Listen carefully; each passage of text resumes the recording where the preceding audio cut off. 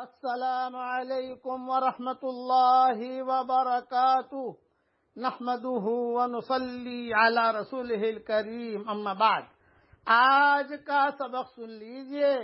آج کے سبق کی سرخی ہے نماز سے دوستی کیجئے، پارٹ نمبر 40۔ ایک بہت اہم نصیحت کرتا ہوں، سلف صالحین کے یہاں معمول تھا، اور جن کی حکومتیں جنہوں نے حکومتیں بنائی ہیں، مثلا محمود غزنوی ہے یا صلاح الدین ایوبی ہے یا بنو امیہ، یا جو بھی جن لوگوں نے بڑی بڑی حکومتیں بنائی ہیں کئی سالوں تک، وہ سب سے پہلے اپنے فوجیوں کے اندر یہ جو دیندار حکمران تھے، ویسے بے دین حکمران بھی گزرے ہیں، وہ اپنے فوجیوں میں دیکھتے تھے کہ سارے کے سارے نمازی ہیں کہ نہیں۔ جیسے کوئی کمانڈر ان چیف ہوتا تھا تو اس کو جیسے احکامات دیے جاتے ہیں، اس وقت میں فوجیوں کو کھانا کھلانا، اس وقت میں فوجیوں کو سلانا، اس وقت میں پیریڈ کرنا، اسی طریقے پر ان کے ذمہ تھا کہ ان کی نمازوں کا رپورٹ بھی دو ہمیں، اور رپورٹ دیا جاتا تھا باقاعدہ، اور سب سے پہلے لکھا جاتا تھا نماز، یہ سب سے پہلے لکھا جاتا تھا۔ اس لیے یہ ذہن میں رکھیے کہ نمازوں کا بہت اہتمام کیجیے۔ اسلام کا دوسرا رکن نماز ہے، جو بڑی مظلوم ہے، جو چھوڑی جا چکی ہے۔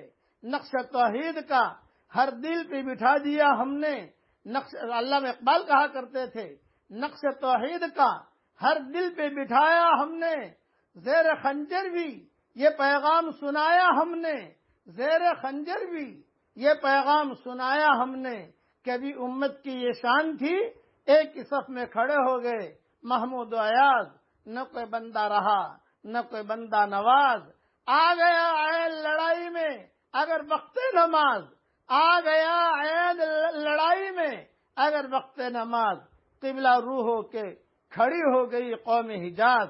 انہوں نے جنگوں میں بھی نماز نہیں چھوڑی تھی، آج ہم کھانے پہ بھی نماز چھوڑ رہے ہیں، معمولی مہمان آ گئے نماز چھوڑ رہے ہیں، ولیمہ ہے نماز چھوڑ رہے ہیں، خدا نخواستہ ڈاکٹر کے پاس جانا ہے نماز چھوڑ رہے ہیں، یا معمولی بہانہ ہے نماز چھوڑ رہے ہیں، بچوں کو پکنک کے لیے لے جا رہے ہیں نماز چھوڑ رہے ہیں۔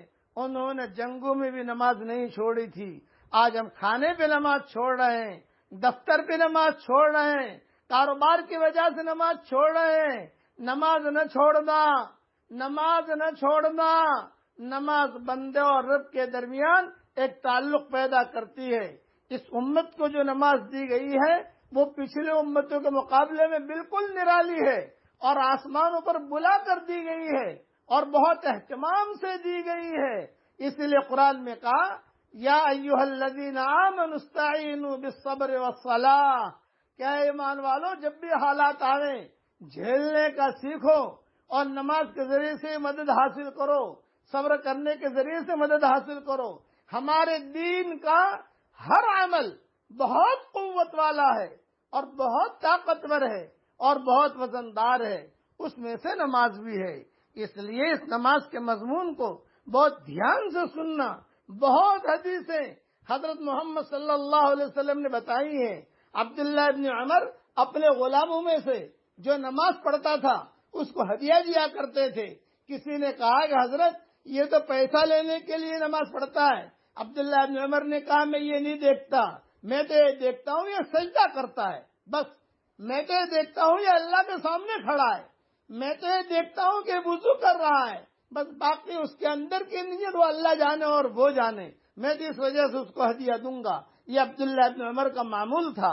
اللہ تعالی ہم سب کی قیامت تک کے آنے والی نسلوں کو نماز پڑھنے کی اللہ توفیق عطا فرمائے، اور اللہ جل جلالہ امن والو قیامت تک کی ہمارے آنے والی نسلوں میں اے اللہ کوئی بے نمازی پیدا نہ کرنا، کوئی فاسق پیدا نہ کرنا، کوئی فاجر پیدا نہ کرنا، کوئی شرابی پیدا نہ کرنا، اور کوئی لوٹی پیدا نہ کرنا، کوئی زانی پیدا نہ کرنا۔ ان بلاؤں سے اور ان آفتوں سے تو ہم سب کی پوری پوری حفاظت فرما۔ میری ایک بات ذہن میں رکھنا، نماز چھوڑنے سے مصیبت نہیں آتی، مصیبت تو کبھی کبھی رحمت بھی ہوتی ہے۔ نماز چھوڑنے سے آفت آتی ہے، آدمی کا گھر ہی اجڑ جاتا ہے۔ مصیبت اور آفت، یہ دو جملے یاد رکھنا، مصیبت الگ چیز ہے، آفت الگ چیز ہے. اس کے بعد میں تفصیل انشاءاللہ کل پوری کروں گا. اللہ تعالی ہم سب کو نماز پڑھنے کی توفیق عطا فرمائے. آمین. وآخر دعوانا ان الحمدللہ رب